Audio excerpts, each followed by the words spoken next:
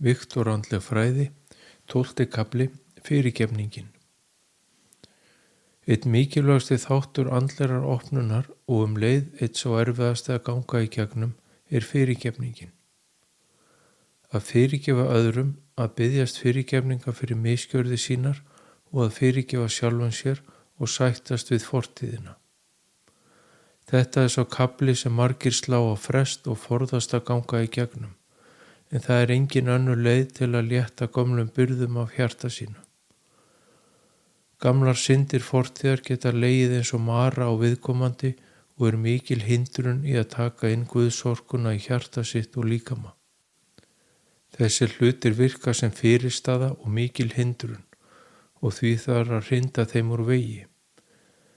Það getur verið erfitt og átakanlegt að takast á við sjálfan sig, horfast í augu við misgjörðir fortíðar, læra að sættast í hjarta sínu og halda áfram með hreint borð.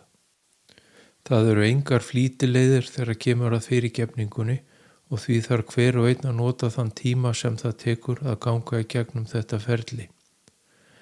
En eins og áður sagði þá er þetta þríþætt ferli og gott er að byrja að fyrirgefa öðrum.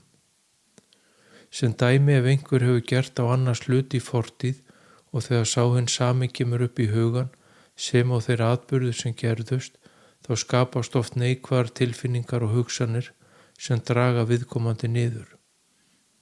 Þetta getur verið reiði, hatur og jafnvel ótti að slíkt geti gerst aftur og skapar þetta því mikla vanlíðan og þjáningu.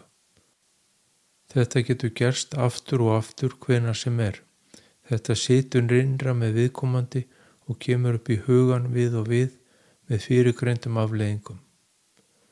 Til að losa þetta út þá þarf viðkomandi að fyrirgefa, en margir segja að það sé ekki hægt að fyrirgefa þau voðaverk sem dunið hafa yfir viðkomandi.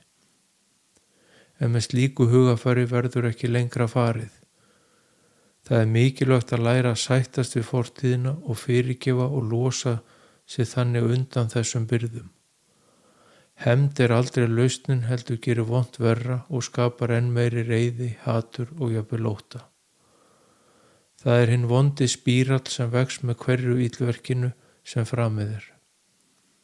Eins og áður þá þarf að nálgast slíkt af kærleika því hann læknar öll sár og er vegurinn fram veginn til góðs.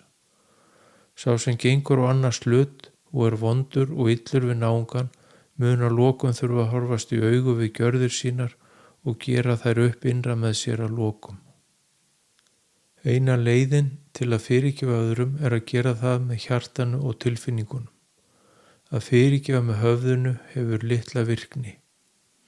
Ein góð leið er að setjast niður í stól og slaka vel á líkt og í hugleiðslu. Öðlast innri ró og koma jafnvægi á taugakerfið.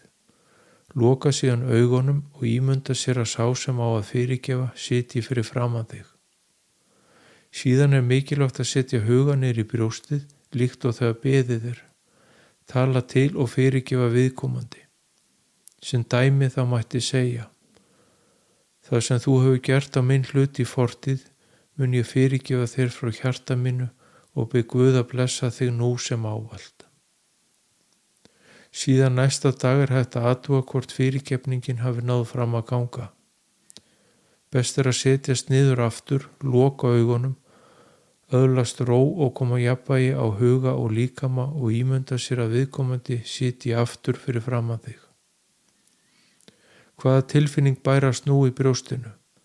Er það hatur, reiði og eða særindi líkt og var fyrir fyrirgefninguna? Ef svo er, þá hefur fyrirgefningin ekki tekist, en aftur á móti ef það koma upp kærleikur og væntumþykja, þá hefur þetta tekist og þessi einstaklingur mun aldrei framar trufla þig né raska ró þinni þegar hann kemur upp í hugan í framtíðinni. Þessum kafla er þar með lokið fyrir fullt og allt. En hafi fyrirgefningin ekki tekist og uppkemur reiði eða hatur, þá þarf að fara aftur í sama fyrirgefningaferli líkt og áður. Þetta er gert þar til kærleikur og væntumþykja bærast í brjóstinu þegar hugsað viðkomandi. Allt þetta hljómar einfalt en þetta reynist mörgum erfitt og oft þarf að síendurtaka ferlið áður en þetta tekst, en þolinmæðin þrautir vinnur allar og mikilvægt er að halda áfram þar til fyrirgefningin hefur náð fram að ganga. Síðan er þetta endurtekið ef fleiri en einn er að ræða sem gert hefur á þinn hlut í fortíð. Gott er að hugleiða og fara í gegnum lífsitt og þá munu þeir koma upp í hugan sem gert hafa á þinn hlut, og ef það krauma reiði undir niðri og hatur í brjóstinu við að hugsa til þeirra sem gert hafa á þinn hlut, þá þarf að fara í gegnum fyrirgefningaferlið. Með þessu öðlast hinn vaknaði fullkomið frelsi gagnvart öðrum úr fortíð sem hafa raskað innri ró viðkomandi síendurtekið þegar þeir koma upp í hugan.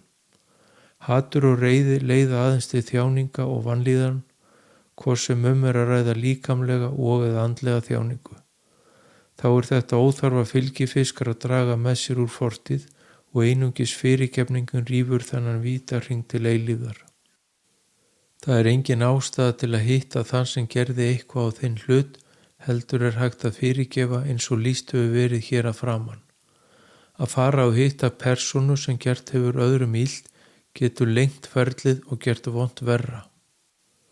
Síðan er mikilvægt að iðrast eigin misgjörða gagnvart öðrum og biðja Guð fyrirgefningu. Líkt og áður er gott að setjast niður á stól og loka augunum, setja hugan í brjóstið og tala til Guðs. Guð skapari minn, ég iðrast misgjörða minna gagnvart öðrum og biðja fyrirgefningu.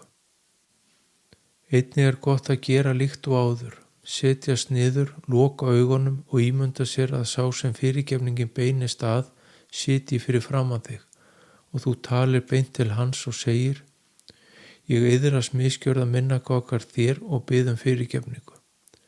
Líkt og áður er gott að fara yfir líf sitt og rifja upp hvenar þú gerðir á annars hlut. Þegar slík hugsun kemur upp og þeir koma fram í hugan sem þú hefur gert mein í fortíð, þá er best að iðrast misgjörðana og biðjast fyrirgefningar. Slíkar hugsanir geta komið upp í hugan í langan tíma, en þá skal í hvers skipti iðrast og biðjast fyrirgefningar. Að lokum þarf að fyrirgefa sjálfum sér sínar misgjörðir og sættast við fortíð sína og leggja hana að baki. Láta slæma hluti úr fortíð ekki lengur raska ró sinni og skapa sér vanlíðan og þjáningu. Best er að setjast niður líkt og áður og segja við sjálfan sig: Ég iðrast misgjörða minna og fyrirgef sjálfum mér af öllu mínu hjarta. Fyrirgefningaferlið tekur oft langan tíma og reynir mikið á hinn vaknaða. Þetta er sá kafli í andlegri opnun sem margir ýta á undan sér og forðast að ganga í gegnum. En sá sem hefur hugrekkið og styrkin og gengur í gegnum þetta ferli mun finna mikinn mun á sjálfum sér. Það er líkt og þungum byrðum og fargir sé létt af og andleg sem og líkamlega líðan batnar til muna og viðkomandi mun upplifa meiri léttleika og frelsi en áður. Leið og þessu er lokið, þá hafa allar misgjörðir fortíðar verið gerðar upp og lagðar að baki og hugsanir fortíðar munu ekki raska ró framar. Það er engin tilviljun að fyrirgefningin er stór hluti af bæninni sem Jesús kendi fyrir 2000 árum. Fyrirgef oss vorar skuldir, svo sem vér og fyrirgefum vorum skuldinautum. Fyrirgefningin er afar mikilvæg nú sem áður.